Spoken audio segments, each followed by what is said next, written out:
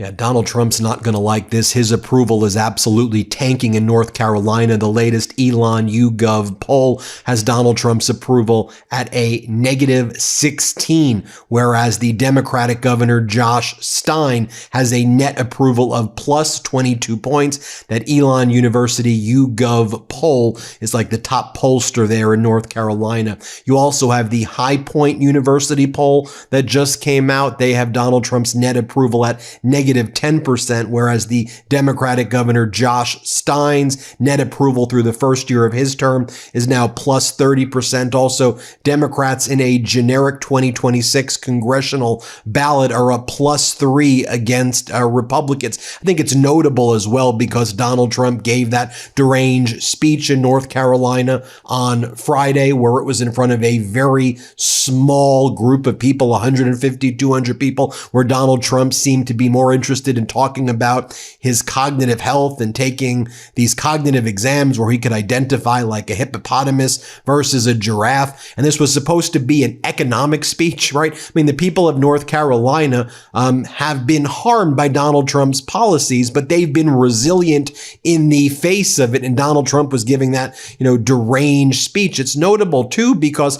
Donald Trump's first visit right after the election pretty much was to Western North Carolina, where he said, I'm going to help you out after Hurricane Helene hit. He goes, don't worry, I'm going to help you out. And meanwhile, the Trump regime has provided no additional appropriations to help with Hurricane Helene disaster aid that's needed right now. They've only been utilizing the aid set aside by former President Biden, and even that has been slow in being sent by the Trump regime to North Carolina. And their very popular Governor Stein has been saying, look, we need more FEMA disaster relief here. I mean, you got to do your part, federal government. We're doing our part at the state level. I mean, North Carolina was named again with all of this going on, with Trump's immigration raids against Mecklenburg County, with Donald Trump, attacking the state. North Carolina was named America's top state for business in 2025, led by its strong workforce and economy,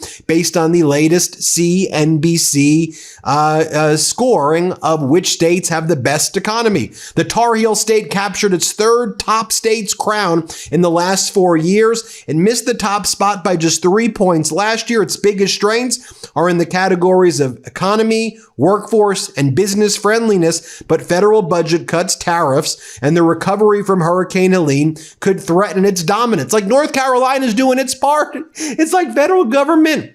We're doing our part as a state. Why do you keep trying to screw with us? Why are you trying to harm what we're doing? Let us thrive. We've got a popular governor. Let us do our thing. I mean, just take a look at some of this, right? This is a headline from December 16th.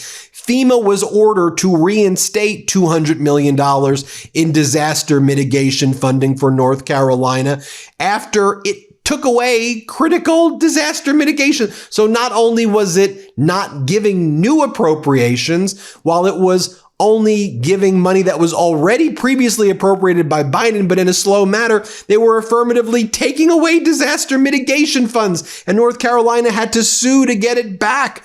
I mean, take a look at this. You have a North Carolina resident facing a 1,100% increase in her health insurance costs. Hat tip to Cardinal and Pine for highlighting this story. Nancy Weaver, who has accessed essential health care through the Affordable Care Act, now faces an uncertain future as Republicans in Congress are set to allow key subsidies to expire, raising her monthly premiums by $1,600 a month. And she, like many Americans, talk about how, look, the Affordable Care Act was absolutely life-changing for her. All of a sudden, I could go get blood work. I can get a mammogram. All of these things where I could go to the doctor. I could say something's wrong, and I could go to the doctor and find out what it was. She's now paying $144 each month thanks to the Affordable Care Act subsidies. But when that expires, she's going to have to pay $1,759 per month. And she told Cardinal and Pine that she's going to have to drop her insurance. She's not going to get the health care she needs to live. And that's an experience we're seeing throughout North Carolina and throughout every state in these United States. And also, I mentioned this before, but you had the resilience of those in Mecklenburg County, those in Durham, those throughout North Carolina in response to these Trump ICE raids or these Border Patrol raids, where you had people like Greg Bovino and others go in there and really attack. They weren't going after the criminals. It'd be one thing if they did that, but they were going after peaceful people who were contributing to North Carolina's economy, people who were helping. They were just indiscriminately wearing their masks, attacking people in North Carolina, but North Carolina pulled together. So with all of that as background, right, you have Donald Trump roll into the state in North Carolina, and here's what he said. He goes, "Every state run by a Democrat's a failure." Here, play this clip. Right? Yes, sir. You did say that. But I'd like to have Michael say he's in a fight against a radical left governor who did a shitty job for you. And I really want you, either way, but either governor, because you have another governor that's a Democrat. Virtually, I think every state run by a Democrat is a failure. Think of it. And now your state with all these killings, I never heard of killings, but all of a sudden, and they came in through Biden with his open border craziness, and these are vicious people. But I want this man to say just a few words because... Now I want to bring in the Democratic governor of North Carolina, Josh Stein, who's had in spite of all of this, an incredible year. I mean, showing the resilience of North Carolina being named the top state for business. Let's bring in Democratic Governor Josh Stein. Governor Stein, it's so great to have you on. Resiliency, strength. I mean, heck, North Carolina, the #1 state for business in the latest CNBC poll, and job growth in North Carolina amidst all of this right now. Talk to us about it, Governor. Part of it is we've got really strong fundamentals in the state. We were the #1 state for business this year. That's the third time in the last 4 years. We had the best job announcement year in the history of the state. 35,000 jobs, $24 billion of capital investment. And these are from clean energy companies, EVs, battery manufacturers, solar panels. We're building the economy of the future, but because so much investment and foundation has already been made and laid, I will just make a comment that Governor Jim Hunt died yesterday. He was the governor for 16 years at the end of the 1900s, the 20th century, and he did so much to prepare the state for this new wave of economy. He started the Biotechnology Center, the Microelectronics Center, invested in the School of Science and Math, the Centennial Campus at NC State. We have done so much work to invest in our people over the years that we are an attractive place for companies to come. And so even though we have a General Assembly that is failing to invest in our people, we have an administration that's creating headwinds on many different fronts. The fundamentals of this state are so strong that we're in a good position. And what we have to do is make sure that the benefits get spread across the state and that more people benefit from the economic opportunities that exist in North Carolina.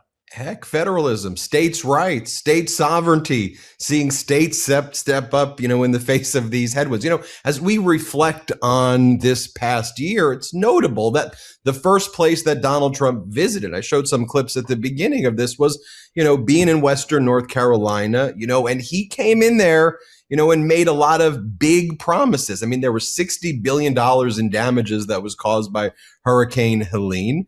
We know that former President Biden appropriated billions of dollars. I know you've been fighting to get that money that's already been appropriated. But what I think is notable, though, is that despite your request, there hasn't been any new money that's actually been appropriated from this administration that look the people of with all the great work that you're doing and with all the people fighting, you're saying, hey, we're contributing a lot to the federal government.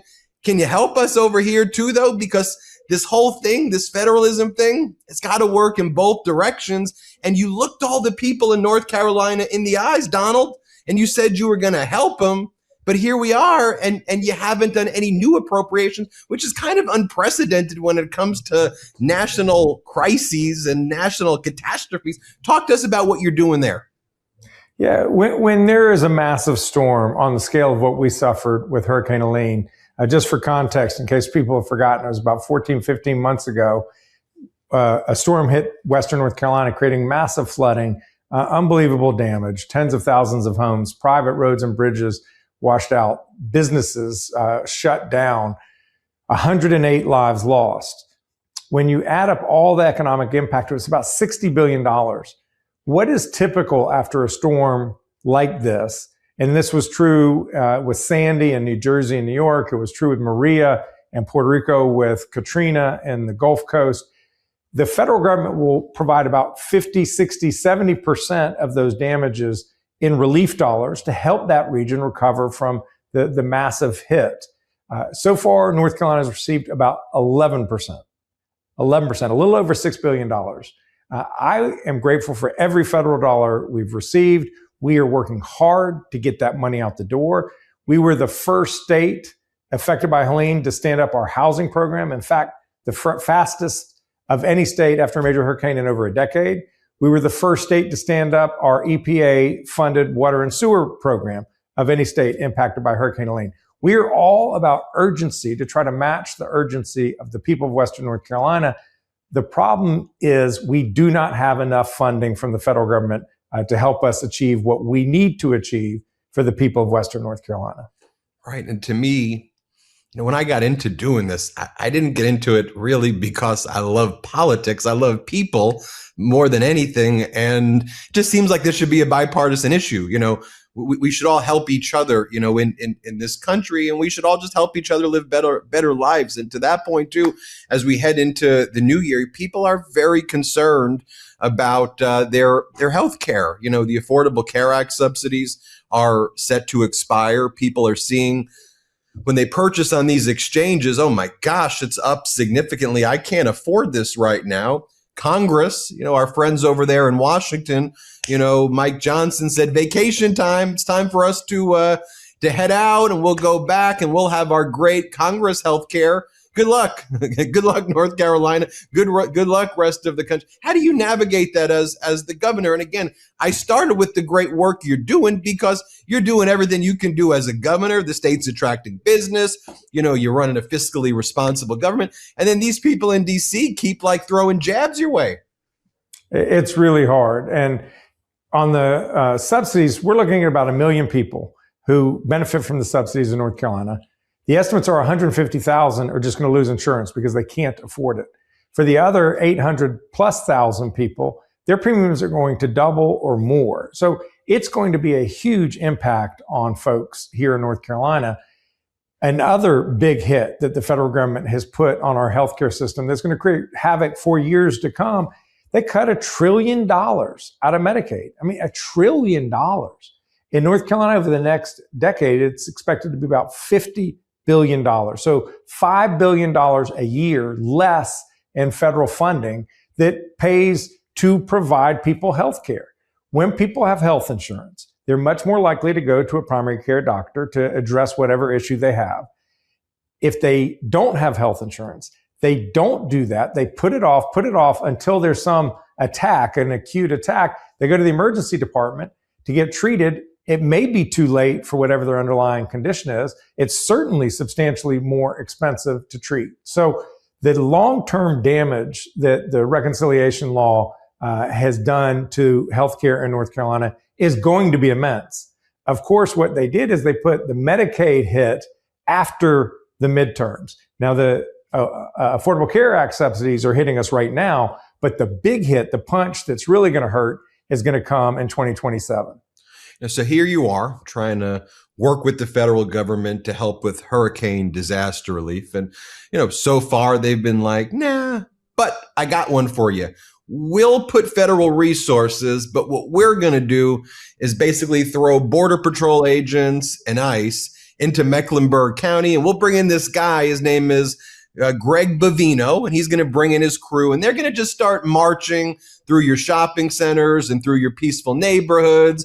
and they're going to start looking at roofers and see if they've got brown skin, and they're going to start looking at what they look like, and they're just going to start creating havoc. It's like Hollywood Horror Nights in Universal Studios, but it's real life, and these people are inflicting real pain and damages, provoking. And I mean, you had the ability to see before they launched what they called Operation Charlotte's Web. I mean, you saw what they did Midway Blitz, in Chicago, and you saw what they did in Portland. I live in California. You saw what they did here in LA.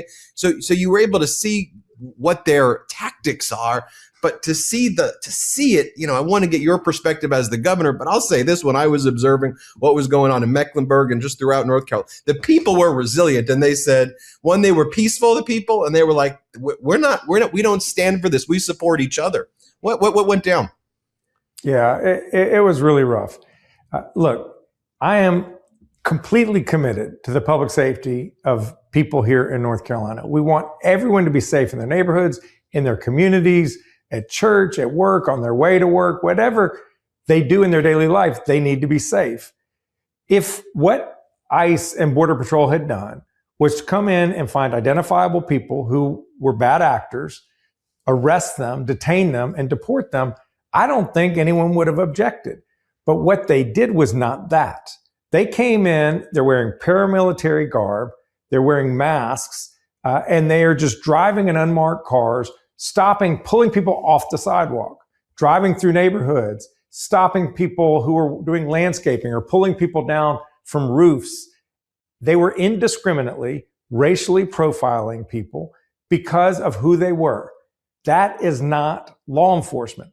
That is racially profiling human beings, and it is wrong. As a result, they created all kinds of fear and chaos throughout the community. If you look at the data, and we've not gotten the full data yet on Charlotte, they refuse to give it to us, but there's been analysis of all of the detentions that have happened since the beginning of the year, I think through Illinois at least. 75% of the people who they detain have no criminal conviction.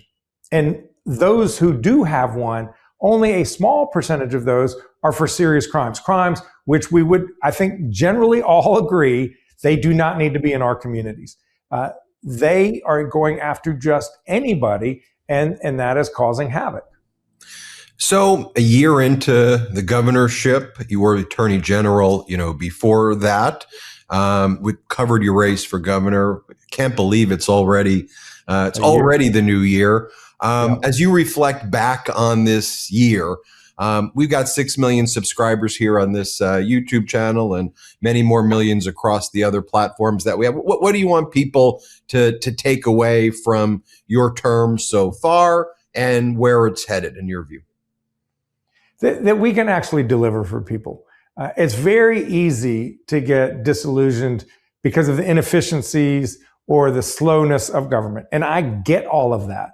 But, I went and met with Sherry Logan in Mill Spring, North Carolina, to hand her the key to her new home. Her house had been completely destroyed by Hurricane Helene. And as I mentioned earlier, North Carolina got our housing program funded by HUD, started faster than any state impacted by Helene, faster than any state after a major hurricane in over a decade. So to be able to give her a fresh start on her new life, it was unbelievable. To know that there are now 35,000 good paying jobs coming to North Carolina. And by definition, they have to be good paying jobs. They have to pay substantially higher than the prevailing rate of whatever county they are in.